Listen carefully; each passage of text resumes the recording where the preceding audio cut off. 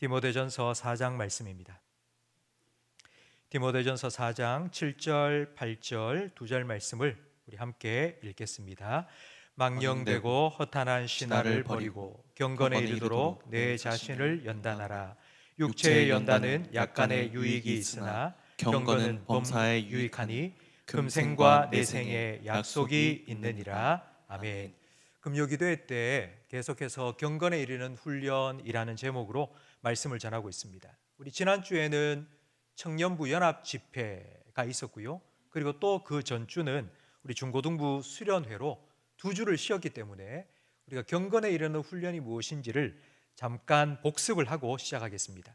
경건에 이르는 훈련이라는 말은 하나님께 가까이 나아가는 훈련이라는 뜻입니다. 출애굽 후의 40년 광야 생활을 보면 우리가 잘 알 수 있습니다. 애굽에서부터 가나안까지는 실제로 한 달 정도면 충분히 갈 수 있는 거리입니다. 그런데 40년이 걸렸습니다. 이 40년은 가나안으로 가는 시간이 아니라 이스라엘 백성이 하나님께로 가까이 가는 훈련의 시간이었습니다. 하나님께서는 40년 동안 매일 반복해서 만나를 먹이시는 훈련을 시키셨습니다. 이 훈련을 통해서 사람이 떡으로만 사는 것이 아니고 하나님의 말씀으로 살아야 한다는 것을 가르쳐 주셨습니다. 경건에 이르는 훈련도 이와 같습니다. 경건에 이르는 훈련은 우리가 천국에 가기 위해서 이런 훈련이 필요한 것이 아닙니다. 우리는 예수님을 믿음으로 우리는 천국 갑니다. 하지만 그 천국 가는 과정 속에 우리가 얼마나 하나님과 더 가까워지는지가 중요합니다. 그래서 이 경건에 이르는 훈련은 우리가 하나님을 더 알아가고 더 가까이 하기 위해서 필요한 훈련입니다. 이 경건에 이르는 훈련에 있어서 가장 중요한 것은 하나님의 말씀을 읽고 듣고 그 말씀을 따라 살아가는 훈련입니다. 우리 교회는 해마다 111 성경 통독을 하고 있습니다. 올해는 111 성경 통독에 그리스도 중심 성경 읽기를 접목해서 지금 하고 있는데요. 제가 이번 주 중에 우리 교회에서 신앙생활을 처음 시작하신 성도님을 만났습니다. 그 성도님에게 신앙생활을 한다는 것은 예배를 드리는 거고, 그리고 성경을 읽는 거고, 그리고 기도하는 거다. 이 세 가지가 신앙생활의 가장 기본이고 가장 중요한 것이다 라고 말씀을 드렸습니다. 그러니 그분이 이렇게 말씀하시더라고요. 안 그래도 교회에서 112 성경 통독 문자와 영상을 보내주는데 제가 그걸 보고 들으면서 성경 통독을 하고 있다고 말씀하셨습니다. 그래서 제가 참 잘하고 계신다고, 성경 통독을 하니 어떠시냐고 물었더니만 전혀 예상치 못한 답을 하셨습니다. 하루에 읽을 분량이 너무 많아서 힘들다. 사실 우리 출애굽기는 40장까지 있습니다. 그걸 6일 되는 일주일 동안 6일 동안 읽으려면 하루에 7장 정도를 읽어야 합니다. 그러니까 읽는 분량이 사실 좀 많은 게 맞습니다. 이번 주에 우리가 읽고 있는 사무엘상 말씀은 30장입니다. 그러면 30장을 6으로 나누면 하루에 5장 정도입니다. 그래서 우리는 계속해서 하루에 5장씩 읽고 있는데요. 원래 이 사무엘상은 1장부터 30장까지 나누어진 게 아니라 한 권이었습니다. 근데 1장, 2장, 3장 이렇게 나눈 건 후대의 사람들이 성경 구절을 쉽게 찾도록 하기 위해서 임의로 나눈 것입니다. 그러니까 원래는 전체가 하나인 겁니다. 그래서 성경을 우리가 한 권을 읽는다 할 때 이 사무엘상을 6일 동안 나누어서 5장씩 읽는 것도 좋지만 하루에 그 30장을 다 읽는 것이 그 성경의 내용을 전체를 이해하는데 훨씬 도움이 됩니다. 그런데 문제는 시간입니다. 하루에, 일주일에 하루에 이 30장을 처음부터 끝까지 다 읽으려면 1시간 정도 시간을 내야 됩니다. 근데 그런 시간을 하루 동안 내는 것이 어렵다고 생각합니다. 그래서 하루씩 5장씩 나누어서 한 30분 정도 시간을 내서 읽도록 하고 있습니다. 근데 여러분, 한번 생각을 해보십시오. 하루가 24시간입니다. 그 24시간에 11조를 하나님께 드린다면 몇 시간이겠습니까? 1시간 반 정도 될 겁니다. 근데 우리가 살아가면서 하루에 11조 2시간 30분을 하나님께 드리겠다. 이건 목사나 그렇게 할 수 있겠죠. 우리 성도님들이 사실 그렇게 한다는 것은 참 힘들지 않겠습니까? 그래서 저는 최소한 우리 성도들이 신앙생활을 한다면 이 신앙생활을 잘하기 위해서 오늘 설교의 제목인 경건에 이르는 훈련을 하기 위해서 하루에 최소한 한 30분 정도는 우리가 할애를 하는 것이 어떨까라는 생각이 듭니다. 여러분이 하루에 30분을 경건에 이르는 훈련을 위해서 사용한다고 한번 생각해 보십시오. 그렇다면 그 30분을 어떻게 사용하시겠습니까? 그 30분을 아마 두 가지가 생각나실 겁니다. 하나는 성경을 읽는다. 또 하나는 기도한다. 여러분은 이 성경 읽기와 기도하기 중에 어디에 시간을 더 많이 쓰십니까? 아니면 성경 읽기와 기도하기 중에 어느 것이 더 쉬우십니까? 30분을 하나님께 드리겠다 약속을 하고 그 30분을 사용할 때에 여러분은 기도하시겠습니까? 아니면 성경을 읽으시겠습니까? 제가 이와 관련된 비슷한 또 다른 질문을 한 가지를 하겠습니다. 여러분이 친구를 만났습니다. 그래서 30분 동안 친구와 만남의 시간을 가지는데 여러분은 주로 말을 하시겠습니까? 아니면 그 친구의 말을 들으시겠습니까? 친구와 만나서 대화가 되려면 말도 해야 되겠지만 또 그 친구의 말도 들어야 합니다. 제가 앞에서 말씀드린 경건에 이르는 훈련이라는 것은 하나님께로 가까이 가는 훈련이고 그걸 다르게 표현하면 하나님과 만나서 하나님과 교제하는 것입니다. 이건 제가 한 말이 아니고 성경에 나오는데요. 요한 1서 1장 3절 말씀을 함께 읽겠습니다. 우리가 보고 들은 바를 너희에게도 전함은 너희로 우리와 사귐이 있게 하려 함이니 우리의 사귐은 아버지와 그의 아들 예수 그리스도와 더불어 누리리라. 현대인의 성경으로 우리 다시 한번 이 구절을 읽겠습니다. 우리가 보고 들은 것을 여러분에게 전하는 것은 여러분도 우리와 교제를 갖도록 하기 위한 것입니다. 우리의 교제는 아버지와 그분의 아들 예수 그리스도와 갖는 교제입니다. 우리가 신앙생활 한다는 것은 우리가 서로 교제하는 것인데 성도들끼리 교제하는 것만이 아니라 하나님과 그리고 예수님과 교제하는 것입니다. 우리가 하나님과 만나서 교제를 할 때에 내가 하고 싶은 말도 참 많습니다. 하나님 이것 좀 해주세요. 하나님 이렇습니다 저렇습니다. 할 말이 얼마나 많습니까? 그러나 내가 하고 싶은 말만 하는 것이 아니라 하나님께서 우리에게 하시는 말씀도 들어야 합니다. 내가 하고 싶은 말을 하는 게 기도고요. 하나님께서 내게 하시는 말씀을 듣는 것이 바로 성경 읽기입니다. 기도하기와 성경 읽기 이 두 가지는 균형을 잘 잡아야 됩니다. 둘 다 중요합니다. 그러나 저는 이 둘 중에 한 가지만 강조하라고 말한다면 저는 기도하기보다 성경 읽기를 더 강조합니다. 성경 읽기로부터 다른 모든 신앙 생활이 시작되기 때문입니다. 하나님은 영이십니다. 그래서 우리 눈으로 하나님을 볼 수 없고 그리고 우리 손으로 하나님을 만질 수 없습니다. 그런 하나님을 우리가 어떻게 알 수 있고 믿게 되었습니까? 그건 하나님께서 자신이 누구인지를 우리에게 알려주셨기 때문입니다.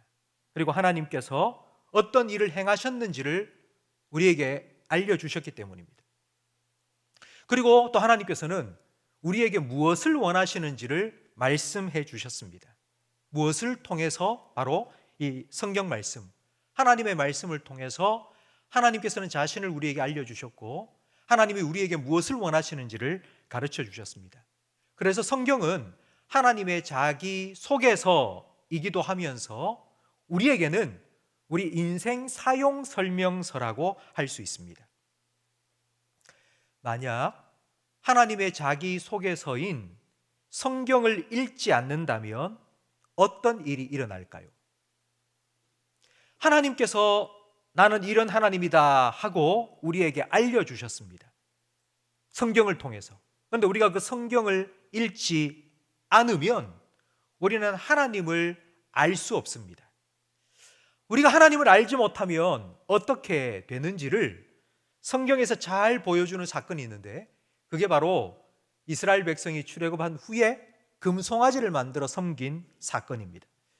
출애굽하고 석 달이 되어서 시내산에 도착했습니다. 하나님께서는 모세를 시내산으로 불러 올리셨습니다. 그리고 40일 동안 이스라엘 백성에게 전하여 줄 하나님의 말씀을 들려주시고, 그리고 십계명을 적어주셨습니다. 그러는 동안 이스라엘 백성은 산 밑에서 아론과 함께 출애굽하면서 가지고 나온 금부치들을 모아서 금송아지를 만들었습니다. 출애굽기 32장 4절 말씀을 우리 함께 읽겠습니다. 아론이 그들의 손에서 금고리를 받아 부어서 조각칼로 새겨 송아지 형상을 만드니 그들이 말하되 이스라엘아, 이는 너희를 애굽 땅에서 인도하여 낸 너희의 신이로다 하는지라. 금송아지를 만들어 놓고 이렇게 말합니다. 이게 너희를 애굽에서 인도하여 낸 너희의 신.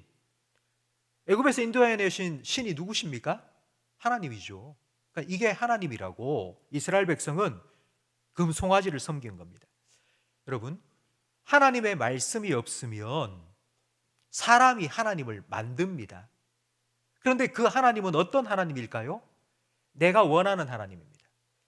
나는 하나님이 이런 하나님이었으면 좋겠다라고 생각하는 걸 만들어냅니다.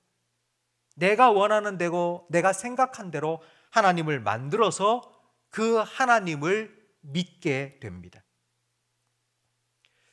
예수님께서는 하나님은 영이시기 때문에 우리가 하나님을 예배할 때에 영과 진리로 예배해야 된다고 말씀하셨습니다.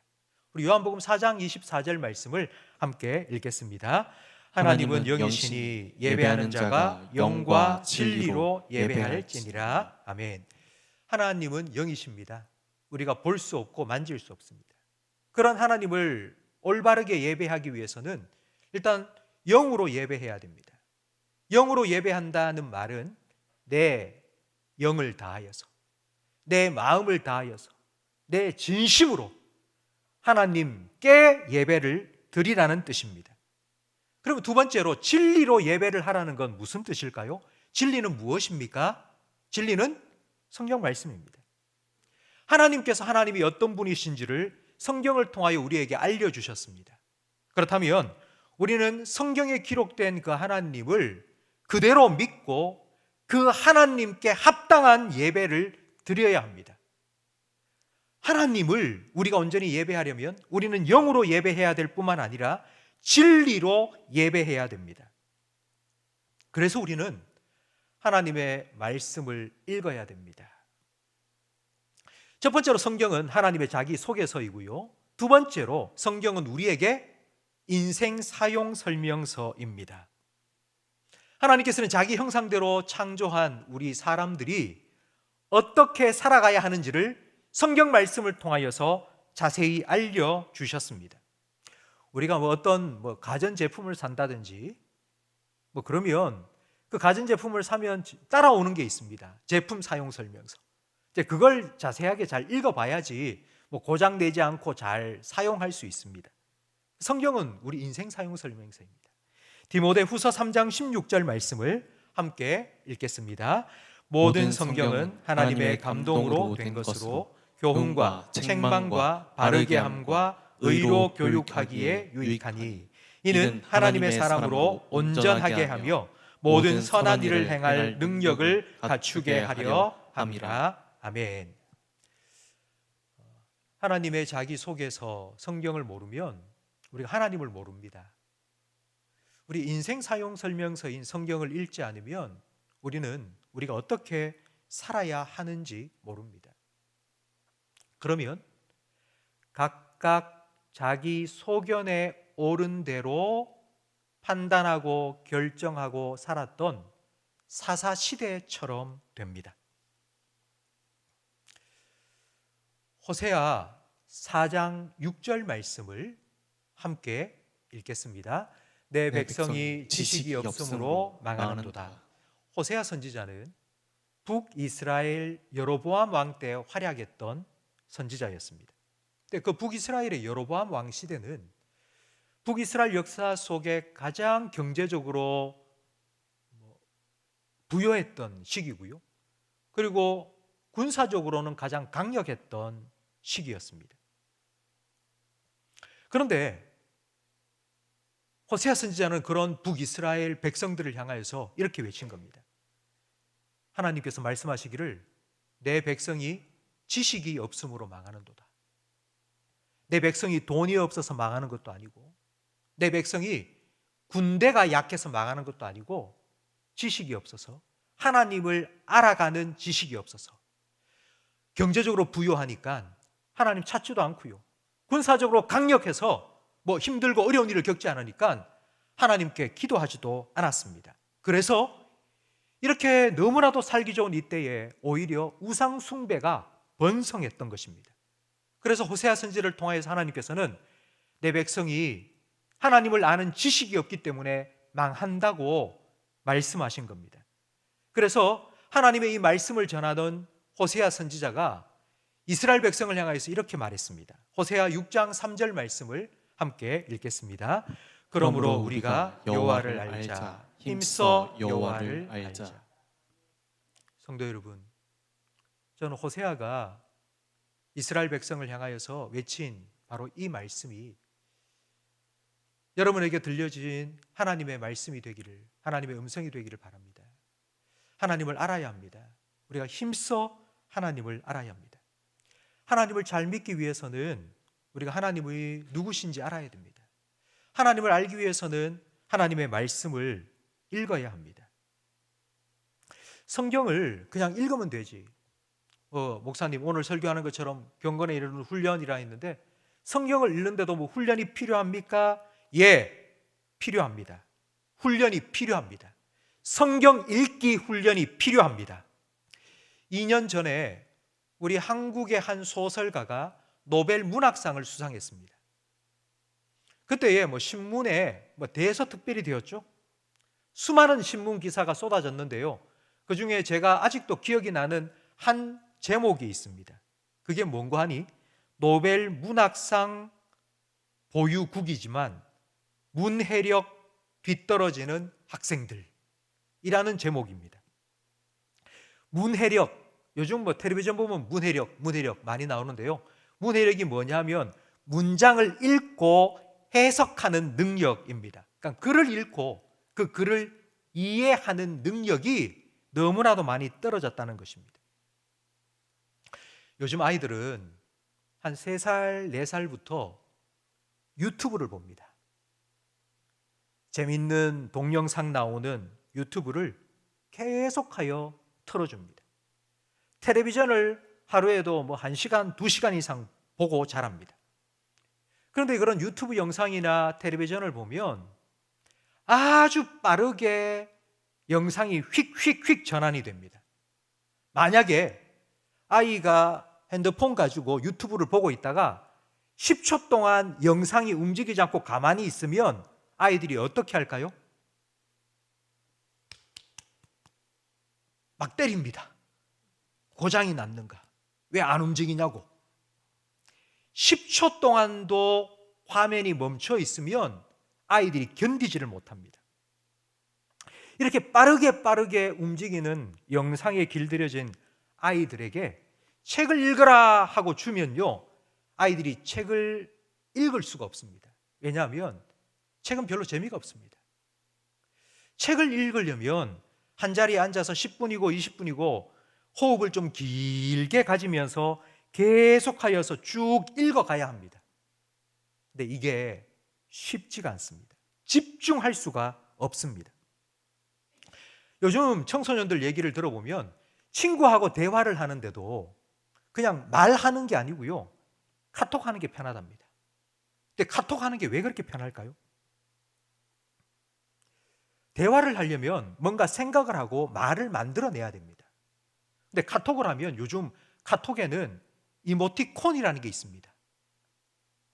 그림으로 만들어진 거 딱 올리면 뭐 감사합니다, 뭐 이런 거 있지 않습니까? 이모티콘이 있으니까 너무 좋은 거예요. 그냥 내가 문장을 만들지 않아도 되는 거예요. 그냥 그림 하나 탁 올리면 그 아이들도 그걸 보고 얘가 무슨 말을 하는지 대충 그냥 알아듣는 거예요. 그냥. 이렇게 점점 문해력이 떨어지는 세대인데 거기에다가 그 엄청난 직격탄이 콱 터진 겁니다. 그게 바로 코로나입니다. 코로나를 3년 겪으면서 우리 아이들이 학교에 가서 선생님으로부터 수업을 듣고 뭐 책을 읽고 하는 것보다 집에서 온라인 수업을 얼마나 많이 들었습니까? 그러니까 수업을 듣는 것도 영상을 보고 수업을 들은 겁니다. 그러니 이 코로나를 지나면서 뭐 어른이고 아이고 할 것 없이 책을 읽는 것이 너무나도 힘들어졌습니다. 10분, 20분 한 자리에 진드거니 앉아서 책을 읽는다? 우리 같으면 성경을 읽는 거죠. 10분 동안 성경을 읽는 게 너무너무 힘든 거예요, 그냥.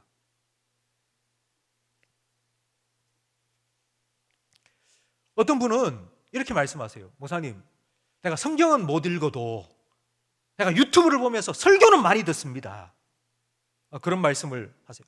그러면서 목사님, 그 로마서 10장 17절 말씀에 보면 믿음은 어디에서 난다? 들음에서 난다. 나 많이 듣는다. 성도 여러분, 지금부터 2000년 전 로마서 10장 17절 믿음은 들음에서 난다는 이 말씀이 기록되진 그때에는요, 지금 우리처럼 이렇게 성경이 많이 없었습니다. 에베소서라는 우리 성경이 있지 않습니까? 그 에베소서는요, 에베소 지역에 있는 교회들이 돌려가며 읽으라고 바울이 써보낸 편지입니다. 그러니까 이런 뜻이죠. 대구에 있는 교회가 뭐 수천 교회가 있는데 그 교회에 성경이 한 권이 있었던 거예요.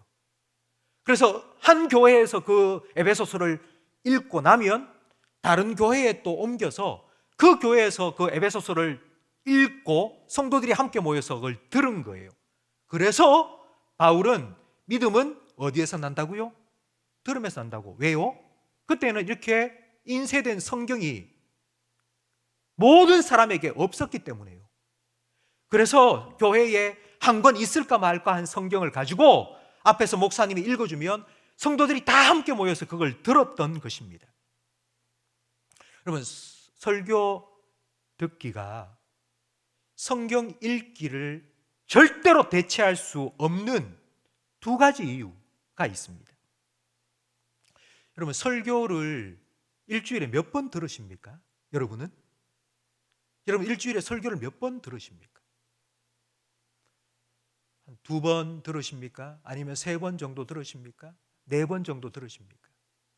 아니면 5번 정도 들으십니까? 근데 여러분은 일주일에 식사를 몇 끼 하십니까? 하루에 3끼, 7일 동안이면 7, 3, 20일.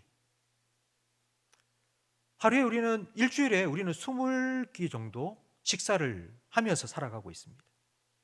하나님께서는 매일매일 일용할 양식을 우리에게 공급해 주시는데 우리는 설교를 뭐 4번, 5번 일주일에 듣는 걸로 만족해서는 안 됩니다.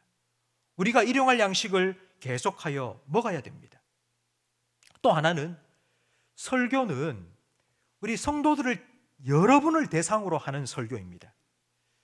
성도들이 함께 모여있는 우리 교회의 성도님들, 이 대그룹의 모임에서는 신앙의 수준이 어떤 분은 아주 높은 분이 있고요, 어떤 분은 그렇지 않은 분도 있습니다. 그럼 제가 목사로서 설교 준비를 하면 제 설교의 수준을 어느 정도에 맞추겠습니까? 제가 신앙생활을 아주 오래 하고 성경의 지식이 해박한 분들, 그분들이 알아들을 수 있도록 설교 준비를 하겠습니까? 아니면 교회에 처음 오신 분, 신앙생활 한 지 얼마 되지 않는 분이라도 제가 하는 설교를 들으면 무슨 말인지 이해하기 쉽도록 그렇게 설교를 준비하겠습니까? 당연히 후자입니다. 어렵게 설교를 준비하는 게 아니고 설교를 쉽게 준비를 합니다. 그렇기 때문에 여러분 성경 읽기가 필요한 것입니다. 설교를 하면서 설교를 들으면 뭐 다 아는 것 같고 다 아는 말 하는 것 같고 뭐 다 들었던 말인 것 같고 여러분 그럴 때 참 많이 있지 않습니까? 그렇기 때문에 하나님께서 오늘 나에게 무슨 말씀을 주시는지를 우리가 기대하는 마음으로 내가 성경을 읽어야 됩니다. 이에 대해서 히브리서 5장 12절 말씀은 우리에게 분명하게 말씀하고 있습니다. 함께 읽겠습니다. 때가 오래되었으므로 너희가 마땅히 선생이 되었을 터인데 너희가 다시 하나님의 말씀의 초보에 대하여 누구에게서 가르침을 받아야 할 처지이니 단단한 음식은 못 먹고 젖이나 먹어야 할 자가 되었도다. 이는 젖을 먹는 자마다 어린아이니 의의 말씀을 경험하지 못한 자요 단단한 음식은 장성한 자의 것이니 그들은 지각을 사용함으로 연단을 받아 선악을 분별하는 자들이니라. 아멘. 이런 말씀입니다. 신앙생활을 오래 한 성도들에게 이 히브리서 기자가 이렇게 말하는 겁니다. 너희가 신앙생활을 지금까지 10년, 20년, 30년 해왔는데 이제 그 정도 했으면 너희가 하나님의 말씀을 다른 사람에게 가르쳐 줄 수 있는 선생이 되었음직도 한데 그런데 어떻게 해서 아직도 하나님 말씀의 초보에 머물러 있고 계속하여 가르침을 받아야 할 그런 상황이냐? 너는 아직도 어떻게 젖만 먹고 있느냐? 밥도 좀 먹어야 되지 않겠느냐? 성도 여러분, 젖은 누군가가 물려주어야지 먹습니다. 누가 먹여주어야지 먹을 수 있는 게 젖입니다. 어린아이이기 때문에. 근데 밥은요? 밥은 내가 배가 고파서 챙겨서 찾아서 먹을 수 있습니다. 그래서 이렇게 말하는 겁니다. 장성한 사람이 되어라. 네가 네 스스로 하나님의 말씀을 좀 먹을 수 있는, 찾아서 먹을 수 있는 그런 장성한 사람이 좀 되어라. 그래서 무엇이 옳고 그른지 너희 스스로 좀 분별할 수 있는 그런 사람이 좀 되어라. 그렇게 신앙이 좀 자라가야 된다 말씀하고 있습니다. 서울에 있는 사랑의 교회에 개척하셔서 목회를 하시다가 돌아가신 옥하는 목사님. 그 옥하는 목사님께서 우리 한국교회에 아주 중요한 영향을 하나 끼치셨죠. 그게 바로 제자훈련입니다. 교회 안에서 제자훈련을 처음 시작하시고 그리고 정착시키신 분이 바로 옥하는 목사님입니다. 근데 옥하는 목사님께서 제자훈련을 시작하신 이유가 무엇인지 이렇게 말씀하셨습니다. 목사에게 의존하는 신앙이 아니라 성도가 스스로 하나님의 말씀을 찾아 먹고 그 말씀을 힘입어 살아가야 한다. 이런 성도가 될 수 있도록 훈련시키는 것이 교회의 사명이고 목사의 사명이다. 그래서 이 옥하는 목사님께서는 한국교회 목회자들을 위한 세미나를 시작하셨습니다. 근데 그 세미나의 제목, 세미나의 주제가 무엇인가 하면요, 여러분 아마 다 들어보셨을 겁니다. 평신도를 깨운다. 교회 안에 평신도가 잠들어 있다는 거예요. 계속하여서 목사님이 설교하는 것만 듣고 목사님이 하는 말이 다 맞다고, 물론 맞아요. 그런데 그것만 듣고 그렇게 하루를 일주일을 살아가니까. 그래서 성도님들이 실제로 성도들이 살아가는 가정과 일터와 학교에서 지금 내가 어떻게 살아야 될까? 여러분 그런 고민 많이 되지 않습니까? 도대체 나는 어떻게 살아야 될까? 나는 지금 뭘 해야 될까? 그런 질문을 가지고 내가 성경 말씀을 읽고 그 성경 말씀 속에서 하나님의 답을 찾아서 내가 그렇게 살아갈 수 있도록 성도들을 좀 깨우라고, 그것이 옥하는 목사님께서 목회를 하는 동안 한국교회를 위해서 계속 외치신 것입니다. 옥하는 목사님은 이 평신도를 깨운다라는 세미나에서 이 제자훈련, 성도들에게 하나님 말씀을 가르치는 바로 이 평신도 훈련이 종교개혁과 같다고 비유하셨습니다. 종교개혁 전에는요, 이 성경이 교황에게만, 성직자에게만 있었습니다. 그래서 이제 교황이 얘기를 하면 성도들은 무조건 그 말에 아멘 하고 복종을 해야 했습니다. 그런데 종교개혁이 일어나면서 성경을 영어로도 번역하고 독일어로도 번역하고 그리고 프랑스어로도 번역을 해서 사람들이 읽을 수 있도록 사람들 손에, 평신도들의 손에 성경을 들려준 것입니다. 그러니 성도들이 성경을 읽으면서 그 성경 말씀을 자기가 이해하고 깨닫고, 아, 그렇구나, 우리가 이게 하나님의 말씀이고 이게 하나님의 뜻이구나, 그걸 알고 그 말씀 속에 살아가게 된 것이 바로 종교개혁이고, 그 종교개혁이 바로 20세기에 와서는 교회 안에서 평신도를 깨우는, 경건에 이르는 훈련을 계속시키는 바로 이런 훈련으로 이어지게 되었다고 오카노 목사님께서는 말씀을 하신 겁니다. 성도 여러분, 근데 이게 뭐 오카노 목사님만 그렇게 얘기한 게 아니고요, 구약 성경에 보면 모세도 그런 마음을 가지고 있었습니다. 우리 민수기 11장 24절 말씀을 우리 화면을 보면서 함께 읽겠습니다.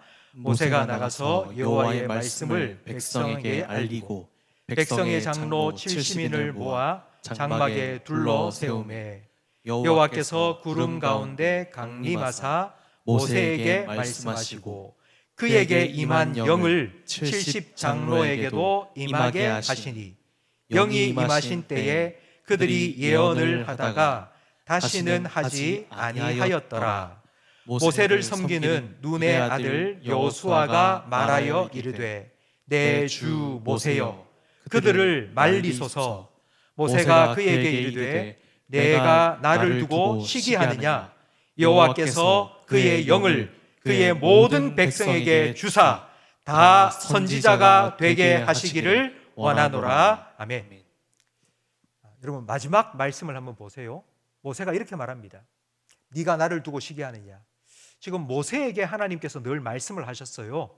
그런데 하나님께서 이번에는 70 장로들, 이스라엘 백성 중에서 택하여 세운 70 장로들에게도 모세에게 임한 하나님의 영을 주셔서 그들도 예언을 하고 하나님의 말씀을 가르치도록 한 거예요. 그러자 여호수아가 모세에게 이렇게 말한 겁니다. 저들을 말리십시오. 하나님께서 당신을 통하여서 말씀을 하셔야 되지 않습니까? 그런데 왜 저 70 장로들이 갑자기 막 하나님의 말씀을 이렇다 하고 막 하고, 놔두면 안 됩니다. 그러자 모세가 이렇게 말한 겁니다. 여호와께서, 하나님께서 그의 영을 누구에게 주사요? 그의 모든 백성에게. 성도 여러분, 오카노 목사님이 제자 훈련을 시킨 이유가 바로 이겁니다.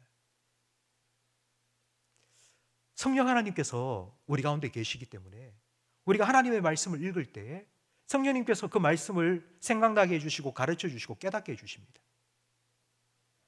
그래서 우리 성도들은 이 말씀을 통하여서 하나님을 만나고 하나님의 음성을 듣고 하나님의 뜻을 분별하고 그 말씀을 따라 살아갈 수 있게 된 것입니다. 모세가 지금 꿈꾸었던 그 일이 오순절 성령 강림을 통하여서 이루어졌습니다. 이 말은 하나님께서 이걸 원하셨다는 거예요. 하나님께서도 이것을 원하셨다는 거예요. 하나님, 우리 모든 성도들이 하나님의 영을 받고 하나님의 말씀을 분별하고 깨닫고 그 말씀을 전할 수 있는, 그 말씀대로 살아가는 하나님의 선지자로 삼으시기를 원하신 겁니다. 저도 마찬가지입니다.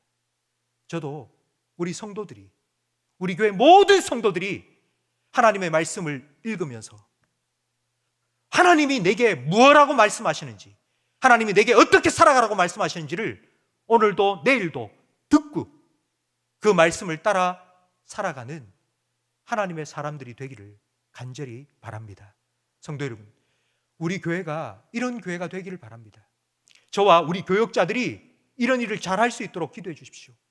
앞서 있는 저와 우리 교역자들이 먼저 하나님 말씀에 헌신하게 해달라고, 하나님의 말씀에 충성하게 해달라고, 하나님의 말씀을 전하는 일에 목숨을 걸게 해달라고, 그냥 앞에서 말만 하는 자가 아니라 그 말씀대로 순종하는 본을 보이는, 내가 그리스도를 본받은 것처럼 너희는 나를 본받으라고 감히 그렇게 말할 수 있는 하나님의 말씀에 붙들려 살아가는 그런 목사가 되게 해달라고 여러분 기도해 주시기 바랍니다.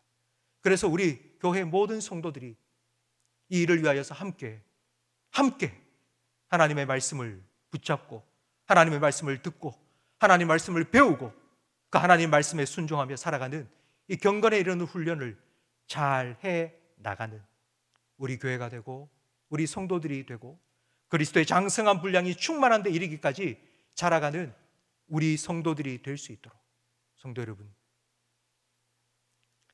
이 일에 함께 해주시고 이를 위하여서 기도해 주시기를 간절히 부탁드립니다. 오늘 말씀을